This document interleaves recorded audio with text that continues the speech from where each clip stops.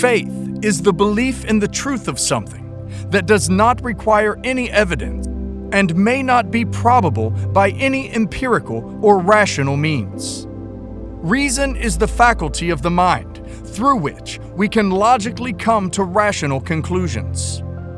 Logic appears to be one of the natural laws God put into place at the creation of the universe. Then, God created mankind with a mind and the ability to reason. Being a creation of God, logic is a good thing which, when used properly, can point us toward God. Unfortunately, it is easy to use logic incorrectly. John 2, 1-5. On the third day, there was a wedding in Cana of Galilee, and the mother of Jesus was there. Now, both Jesus and his disciples were invited to the wedding.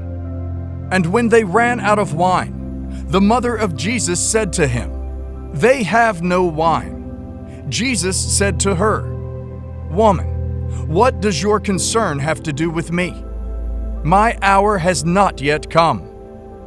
His mother said to the servants, "Whatever he says to you, do it."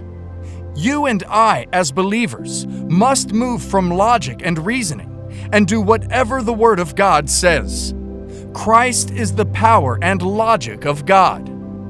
The cross challenges human values because no one expects to find freedom through capital punishment. Unlike most of the thousands who faced crucifixion before and after Jesus, he was clearly not a criminal. God uses this contradiction to reveal his power and wisdom. Jesus offered himself to death and has been raised to life to bring liberation to others. Those who truly follow this crucified King do not seek power and authority through the normal patterns of the world. They offer themselves in loving sacrifice for others. That is where God's transforming power is truly revealed in the church. 1 Corinthians 1:18-25. For the message of the cross is foolishness to those who are perishing, but to us who are being saved, it is the power of God. For it is written, "I will destroy the wisdom of the wise, and bring to nothing the understanding of the prudent." Where is the wise? Where is the scribe? Where is the disputer of this age? Has not God made foolish the wisdom of this world?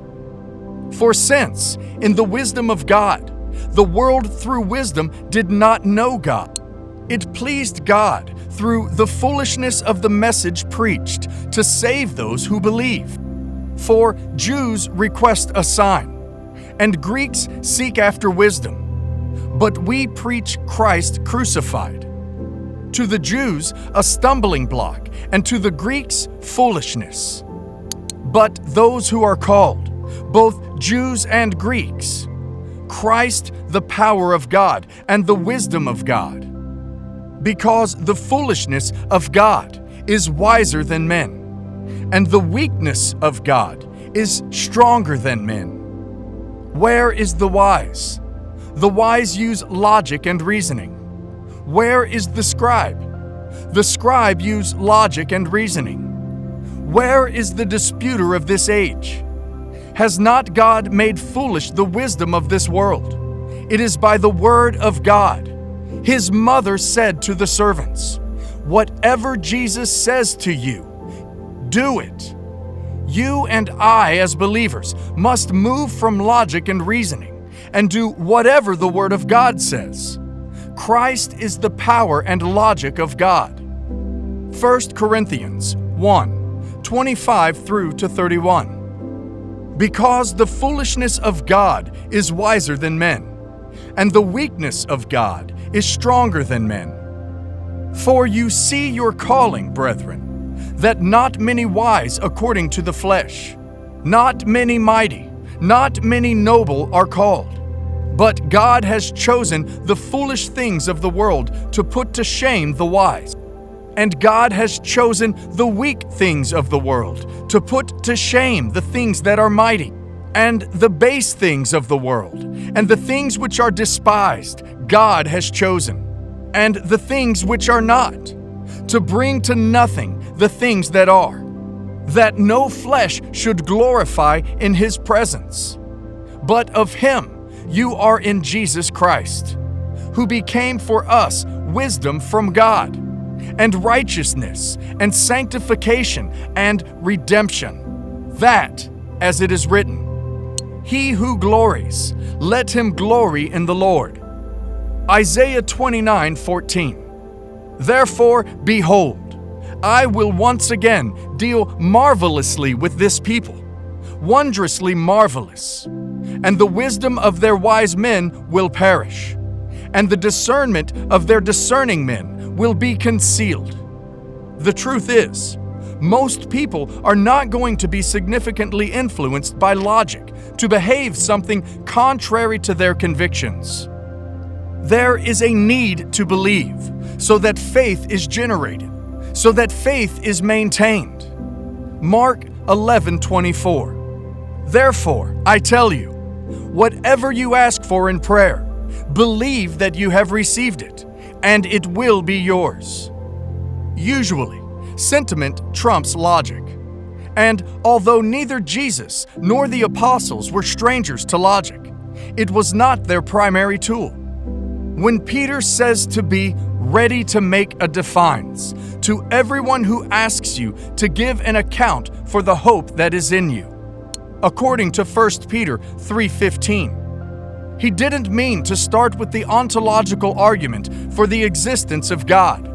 He meant to be ready with the story of your own relationship with God and the hope that has come from it.